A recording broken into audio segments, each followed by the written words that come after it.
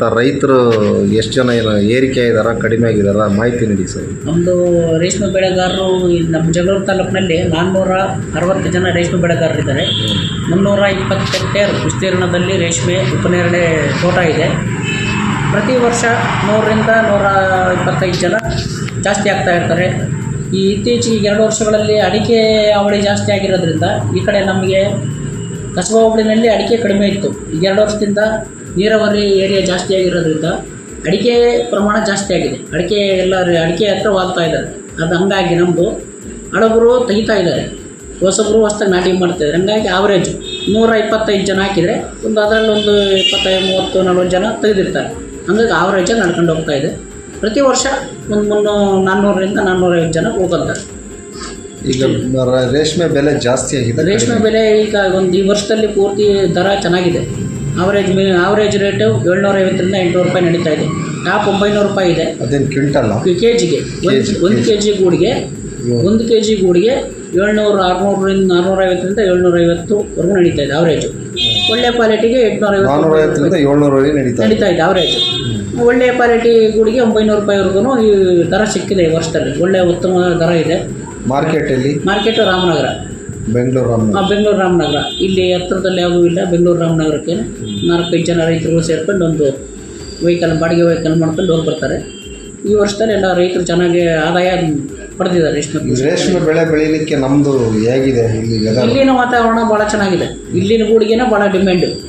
ರಾಮನಗರ ಅಲ್ಲಿ ಬರೋಂಥ ಖರೀದಿದಾರರು ಈ ಭಾಗ ಈ ಒಣ ಉಷ್ಣಾಂಶ ಏನು ಬಗ್ಗೆ ಈ ಕಡೆ ಭಾಗ ಕೂಡ್ಲಿಗಿ, ಮೊಳಕಾಲ್ಮೂರು, ಚಳ್ಳಕೆರೆ, ಜಗಳೂರು ಈ ಭಾಗಗಳದ್ದು ಗೂಡಿಗೆನೇ ಹೆಚ್ಚಿನ ಡಿಮ್ಯಾಂಡು.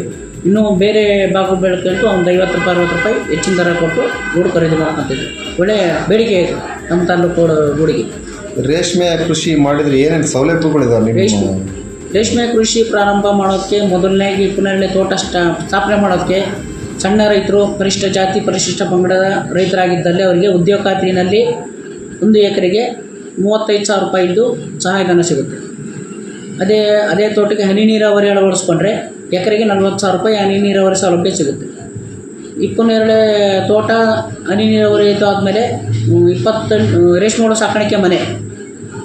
ಫಸ್ಟು ಎಲ್ಲ ಬಂಡವಾಳ ಹಾಕ್ಕೊಂಡು ಮನೆ ಪೂರ್ತಿ ಕಟ್ಕೋಬೇಕು. ಮನೆಯೆಲ್ಲ ನಿರ್ಮಿಸ್ಕೊಂಡ್ಮೇಲೆ 20 × 30 600 ಚದರ ಇದ್ದರೆ SC ST ಜನಾಂಗಕ್ಕೆ 2,92,000, ಇತರ ಜನಾಂಗಕ್ಕೆ 2,42,000 ಸಹಾಯಧನ ಇದೆ. 20 × 50 1000 ಚದರ ಅಡಿ ಮನೆ ಇದ್ದರೆ SC STಗೆ 4,05,000 ರೂಪಾಯಿ ಸಹಾಯಧನ. ಇತರೆ ವರ್ಗದ ರೈತರಿಗೆ 3,37,500 ರೂಪಾಯಿ ಸಹಾಯಧನ ಇದೆ. ಇದರ ನಂತರ ಅದಕ್ಕೆ ಏನೇನು ಬೇಕೋ ಸಲಕರಣೆಗಳು, ಔಷಧಿ ಉಪಚಾರಗಳು ಇವನ್ನೆಲ್ಲ ಸಲಕರಣೆಗಳಿಗೆ SC STಗೆ ರೈತರ ವಂತಿಗೆ 10% ಕಟ್ಟಬೇಕು. SC ST ಜನರಲ್ಲಿ 25% ವಂತಿಗೆ ಇರುತ್ತೆ, ಉಳಿದ ಸಹಾಯಧನ ಇರುತ್ತೆ. ಇನ್ನು ನಮ್ಮಲ್ಲಿ ಇಲಾಖೆಯಿಂದ ಔಷಧಿಗಳು, ಅದಕ್ಕೆ ಹುಳ ಸಾಕಾಣಿಕೆ ಬೇಕಾದಂಥ ಸಾಮಗ್ರಿಗಳನ್ನ ಉಚಿತವಾಗಿ ಕೊಡ್ತೀವಿ.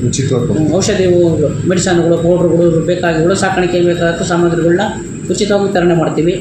ಇನ್ನು 1 kg ಗೂಡು ಅವರು ಮಾರ್ಕೆಟ್ನಲ್ಲಿ ಮಾರ್ಕೊಬಂದ ಮೇಲೆ ಅವ್ರಿಗೆ ಅಲ್ಲಿ ದರ ಎಷ್ಟಾದರೂ ಸಿಗಲಿ, ಇಲ್ಲಿ ಮಾರ್ಕೊಬಂದು ಸರ್ಕಾರಿ ಗೂಡಿನ ಮಾರ್ಕೆಟಲ್ಲಿ ಮಾರ್ಕೊಬಂದ ಮೇಲೆ ಇಲ್ಲಿ ನಮಗೆ ದಾಖಲೆಗಳು ಸಲ್ಲಿಸಿದರೆ ಕಚೇರಿಗೆ 1 kgಗೆ 30 ರೂಪಾಯಿ ಪ್ರೋತ್ಸಾಹಧನ ಕೊಡ್ತೀವಿ. 1 kg ಗೂಡಿಗೆ 30 ರೂಪಾಯಿ ಸಹಾಯಧನ.